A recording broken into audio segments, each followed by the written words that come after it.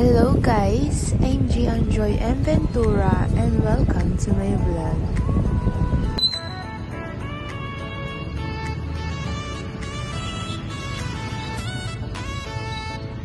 Hello guys!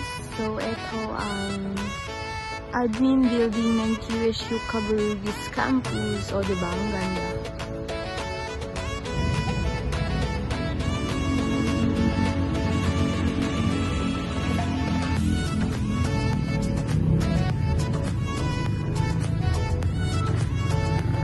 So guys, so ito ang loob ng admin building, o diba?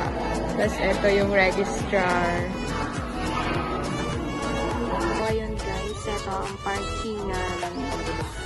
Parkingan. Tapos makikita mo agad ang BEd, Bachelor Education Department. Walk, papuntang sa aming department, o diba? Tapos yan yung mga nakapasa.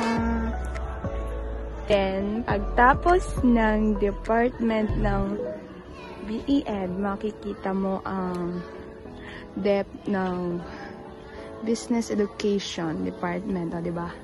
Yan. And here, the kwan, o diba? Hindi ko alam tutuloy ko. At ito yung building ng Business Education Department, o diba? Lawak.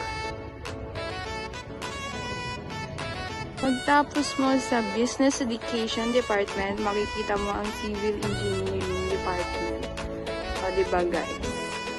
Buti nakakayanan nila ang civil, diba?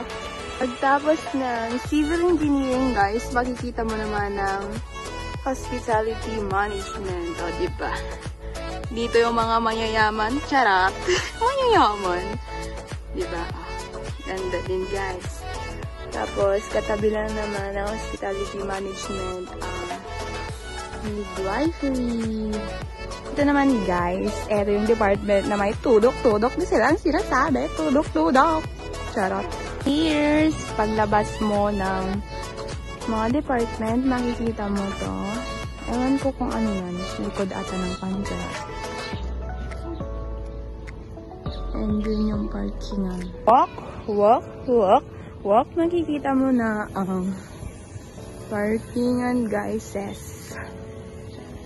Dati ang parkingan namin guys sa harap, pero ngayon andito na yung mga motor. Dito na sila nagpa-parking.